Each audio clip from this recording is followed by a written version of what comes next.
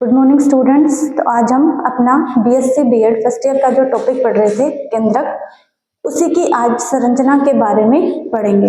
ठीक है, तो देखो केंद्रक के बारे में हमने पढ़ा था कि केंद्रक की खोज किसने की थी? रॉबर्ट ब्राउन ने। ठीक है, और केंद्रक ही क्या करता है कि कोशिकाओं जिस कोशिका में केंद्रक पाया जाता है तो उस कोशिका की जो भी क्रियाएं होती है उन क्रियाओं का नियंत्रण कौन करता है?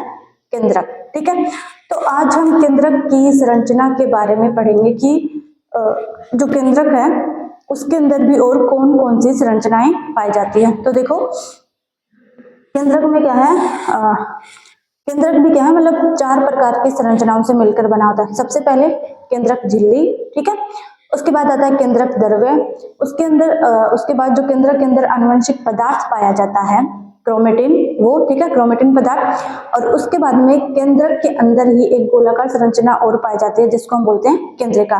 तो बेसिकली जो केंद्रक है वो 4 पार्ट से मिलकर बना होता है। कौन कौन से? केंद्रक झिल्ली, केंद्रक द्रव्य, क्रोमेटिन पदार्थ और केंद्रिका। ठीक है, तो सबसे पहले देखो केंद्रक झिल्ली के बारे में हम पढ़ते हैं। ठीक है, तो अब देखो जो केंद्रक झिल्ली है, तो जब हमने कोशिकाओं के बारे में पढ़ा था तो हमने कोशिकाओं को 2 भागों में बांटा था, प्रोकैरियोटिक कोशिका और यूकैरियोटिक कोशिका। जिसमें से जो प्रोकैरियोटिक कोशिकाएं थी उनमें क्या है, केंद्रक के बाहर केंद्रक झिल्ली नहीं पाई जाती है। ठीक है, और जो यूकैरियोटिक कोशिकाएं हैं उनमें केंद्रक के बाहर केंद्रक झिल्ली पाई जाती है। तो अब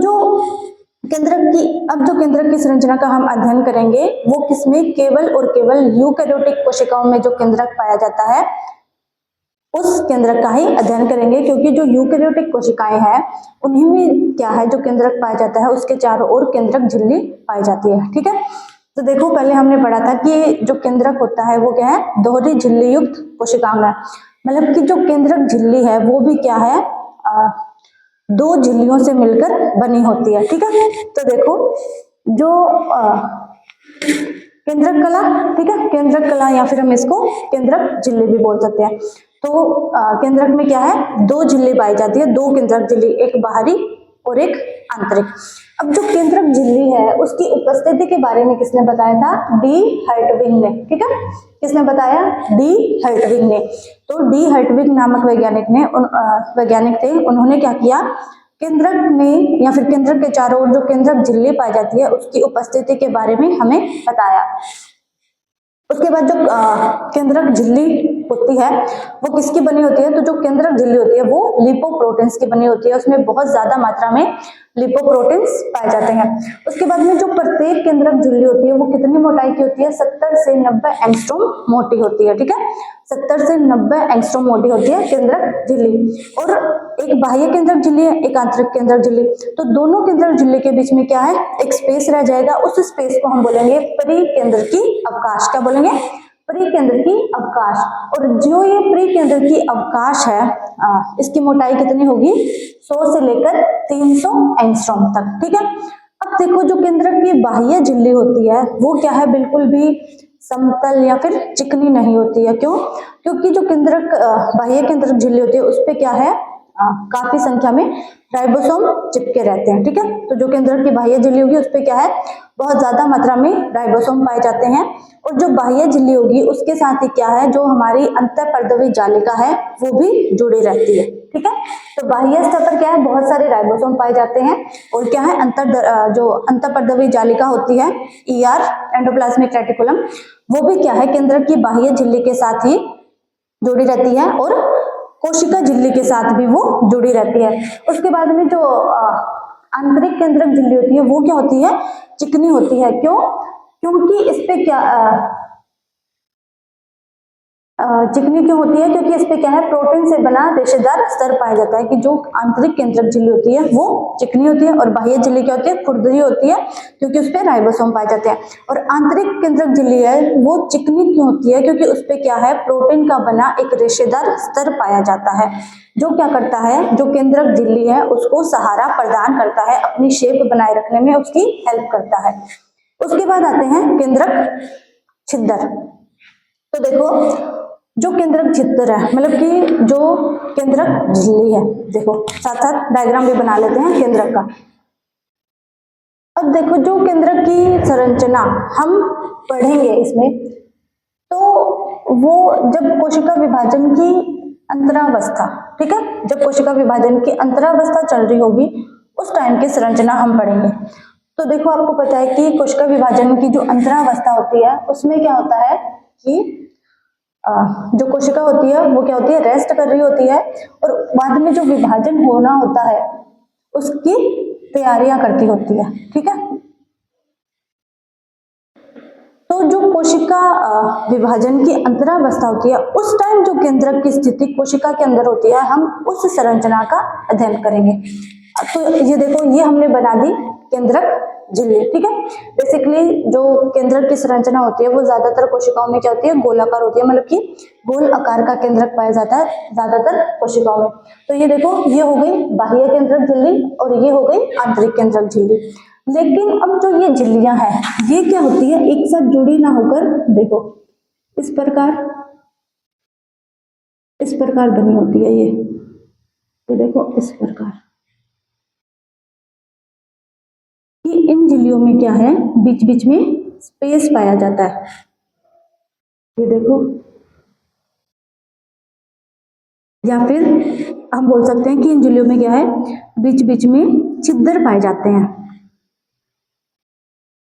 केंद्रक झिल्ली की यह है, जो दोनों केंद्रक झिल्ली है वो क्या है, आपस में एक साथ नहीं जुड़ी होती है, ठीक है। ये देखो इस प्रकार। तो ये जो बीच बीच में संरचनाएं आपको दिखाई दे रही है ये क्या है, केंद्रक छिद्र, जो कि किसके कारण बनते हैं, बाह्य केंद्रक झिल्ली और जो आंतरिक केंद्रक झिल्ली है उन दोनों के आपस में मिलने के कारण, ठीक है। देखो इस प्रकार बना देते हैं पहले पूरे।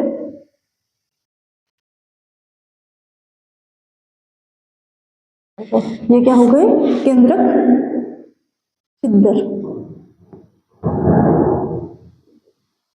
इस प्रकार। एक और बना देते हैं बस। तो ये देखो, ये है आपके केंद्रक की बाह्य संरचना, ठीक है। तो ये क्या है, बाह्य केंद्रक झिल्ली, और ये हो गई आंतरिक केंद्रक झिल्ली। अब हमने बाह्य केंद्रक झिल्ली में क्या पढ़ा कि वो चिकनी ना होकर क्या होती है, खुरदरी होती है। क्यों, क्योंकि उसपे राइबोसोम पाए जाते हैं। तो हम क्या करते हैं, इस पे इस प्रकार राइबोसोम बना देते हैं, ठीक है।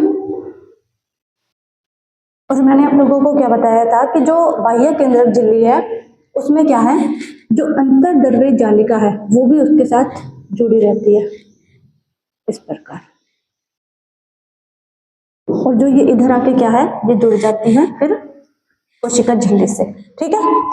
इस प्रकार जो बाह्य केंद्रक झिल्ली है उस पर क्या पाई जाती है, अंतःपर्दवी जालिका, वो भी कौन सी, खुरदरी, क्योंकि इस वाली जालिका जो अंतःपर्दवी जालिका है उस पर भी क्या है, राइबोसोम्स पाए जाते हैं, इस प्रकार, ठीक है।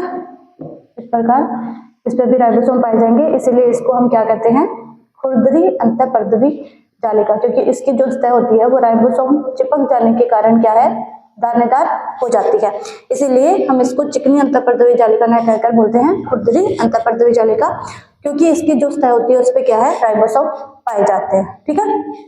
और ये जो अंतःपर्दवी जालिका है ये क्या करेगी, आगे चल के कोशिका झिल्ली के साथ जुड़ी होगी, ठीक है। इसी प्रकार जो पूरी ये होगी केंद्रक बाह्य झिल्ली, इस पे क्या है, इस प्रकार राइबोसोम पाए जाएंगे, ठीक है। और जो कुछ पार्ट है बाह्य केंद्रक झिल्ली का उस पे क्या पाए जाएंगे, अंतःपर्दवी जालिका, इस प्रकार, ठीक है। तो ये बना देते हैं, देखो इस प्रकार, ठीक है। तो ये हो गई केंद्रक की बाह्य संरचना, जिसमें ये हो गई हमारी बाह्य झिल्ली, ठीक है, या फिर बाह्य केंद्रक झिल्ली भी बोल सकते हैं हम इसको, ठीक है। अब बाह्य झिल्ली पे ये क्या लगे हैं, राइबोसोम।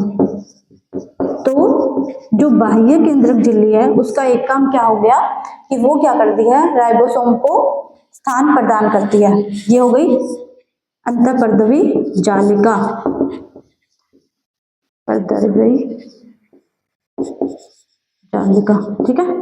और जो ये अंदर वाली है ये हो गई आंतरिक झिल्ली या फिर आंतरिक केंद्रक झिल्ली, ठीक है।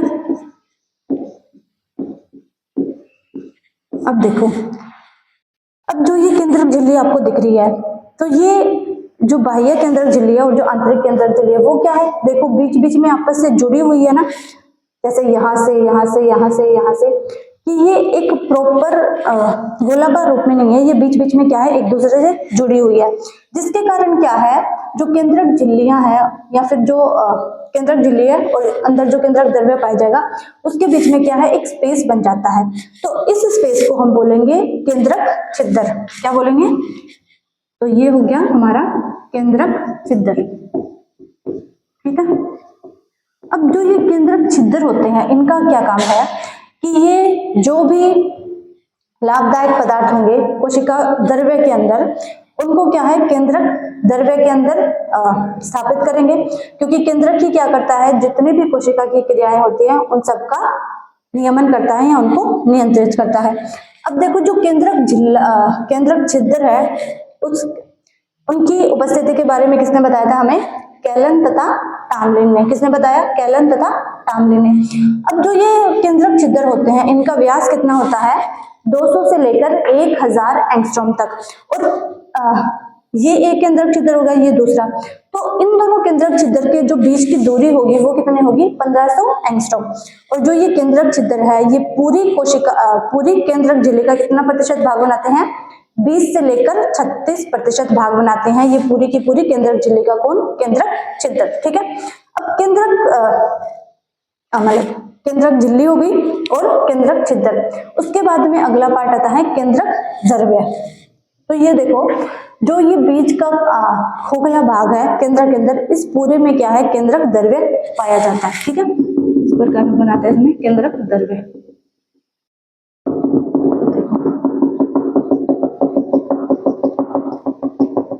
इस प्रकार ये जो पूरा का पूरा पार्ट है यहाँ पे क्या पाया जाएगा, केंद्रक द्रव्य, ठीक है। अब देखो जो केंद्रक द्रव्य है और जो कोशिका द्रव्य है, ठीक है, मतलब कि जो केंद्रक द्रव्य है और जो कोशिका द्रव्य है, उन दोनों को सम्मिलित रूप से हम क्या बोलेंगे, जीव द्रव्य। और जो प्रत्येक जीव होता है वो क्या होता है, जीव द्रव्य से ही मिलके बना होता है, ठीक है, या फिर कोशिका से मिलकर बना होता है, और कोशिका के अंदर ही क्या पाया जाता है, जीव द्रव्य। तो केंद्रक द्रव्य और कोशिका द्रव्य दोनों को सम्मिलित रूप से हम बोलेंगे जीव द्रव्य। और जीव द्रव्य नाम किसने दिया था, पुरकिंजे नामक वैज्ञानिक ने। किसने दिया, पुरकिंजे ने दिया था, ठीक है। अब ये हो गया, इसके अंदर पूरा पाया जाता है केंद्रक द्रव्य। अब देखो कि केंद्रक द्रव्य किस प्रकार का पदार्थ होता है, तो केंद्रक द्रव्य स्वच्छ होता है, बिल्कुल कणिकीय होता है, मतलब किसमें छोटी छोटी कणिकाएं पाई जाती है, और क्या, पारभासी तरल होता है, ठीक है। अब पारभासी तरल का मतलब क्या होता है, एक देखो पारदर्शी तरल होता है जिसके क्या है, हम आर पार देख सकते हैं, और पारभासी तरल ऐसा होता है कि जिसके आर पार हमें स्पष्ट रूप से वस्तुएं दिखाई नहीं देती है, थोड़ी धुंधली सी दिखाई देती है, ठीक है। तो ये हो गया स्वच्छ, कणिकीय और पारभासी तरल है कौन, केंद्रक द्रव्य। उसके बाद में कि केंद्रक द्रव्य के अंदर और भी पदार्थ पाए जाते हैं, जिसमें से क्या क्या है, हिस्टोन और नॉन हिस्टोन प्रोटीन पाए जाएंगे, एंजाइम्स पाए जाएंगे और कुछ खनिज पाए जाएंगे। तो केंद्रक द्रव्य में क्या क्या पाया जाता है, हिस्टोन और नॉन हिस्टोन प्रोटीन, एंजाइम्स और खनिज।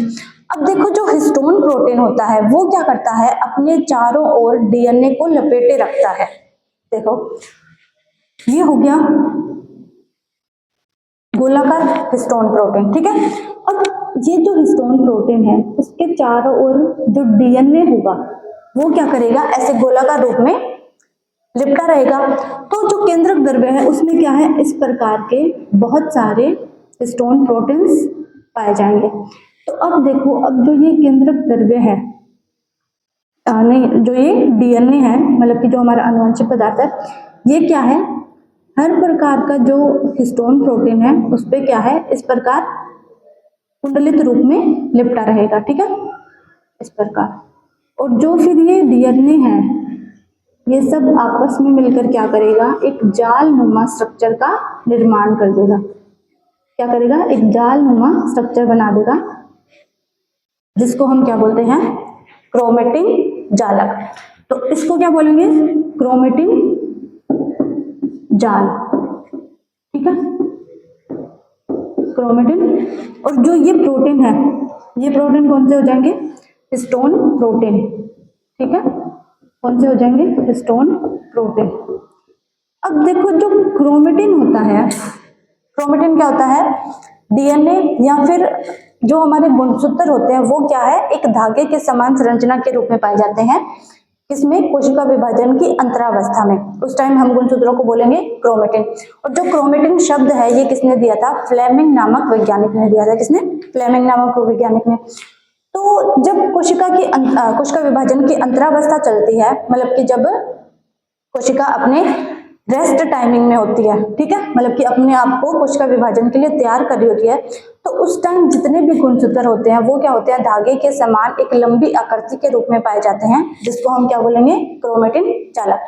और जिस टाइम कोशिका विभाजन शुरू होता है तो ये धागे क्या है, टूट जाते हैं आपस में, ठीक है, और टूटकर क्या करते हैं, अलग अलग मतलब गुणसूत्र बना लेते हैं, ठीक है। अभी ये क्या है, जालक के रूप में एक लंबे धागे के समान पाए जाएंगे। तो जैसे ही कोशिका विभाजन शुरू होगा तो ये सारे के सारे गुणसूत्र क्या है, अलग हो जाएंगे और इस प्रकार की संरचना बना लेंगे, मतलब कि 23 जोड़ी गुणसूत्र बना लेंगे, मतलब कि 46। तो ये हो गया क्रोमेटिन जालक। अब जो क्रोमेटिन जालक है वो किसका बना है, गुणसूत्रों का। और जो गुणसूत्र हैं उनमें ही क्या पाया जाता है, हमारा डीएनए और जीन्स, ठीक है। और जो जीन्स है वो ही क्या है, हमारी आनुवंशिक इकाइयां, मतलब कि जो हमारे आनुवंशिक लक्षण है उनको एक पीढ़ी से दूसरी पीढ़ी के अंदर लेके जाएंगे, आनुवंशिक लक्षण। तो इस प्रकार जो ये क्रोमेटिन जालक हो गया, इसकी कार्य क्या क्या हो गई, एक तो ये क्या करता है, हमारा जो आनुवंशिक पदार्थ है उसका संग्रह करेगा, ठीक है। उसके बाद में जो भी इससे बनेंगे गुणसूत्र, और गुणसूत्र क्या करेंगे, जो भी हमारे आनुवंशिक लक्षण है उनको एक पीढ़ी से दूसरी पीढ़ी के अंदर पहुंचाएंगे। अब देखो तो ये हो गया केंद्रक का तीसरा पार्ट। उसके बाद में चौथा पार्ट आएगा केंद्रिका। तो केंद्रिका देखो, केंद्रक में एक गोलाकार संरचना और पाई जाती है, जिसको हम क्या बोलते हैं, केंद्रिका। क्या बोलेंगे, केंद्रिका, ठीक है। अब मतलब जो ज्यादातर कोशिकाएं होती है उसमें क्या है, केवल और केवल एक केंद्रिका पाई जाती है एक केंद्रक में। लेकिन कुछ कोशिकाएं ऐसी भी होती है जिनमें क्या है, 2 केंद्रिका भी पाई जा सकती है, या फिर 2 से ज्यादा, जैसे कि 3, 4, 5, इस प्रकार कई सारी केंद्रिकाएं पाई जा सकती है किसमें, केंद्रक में। लेकिन जो ज्यादातर कोशिकाएं होगी उनमें क्या है, केवल और केवल एक ही केंद्रिका पाई जाएगी, ठीक है। तो ये हमने आज केंद्रक की संरचना के बारे में पूरा का पूरा पढ़ लिया, और ये डायग्राम आप देख लेना। अब कल हम क्या करेंगे, केंद्रिका की संरचना के बारे में और ज्यादा अध्ययन करेंगे, ठीक है बच्चों। आज के लिए इतना ही।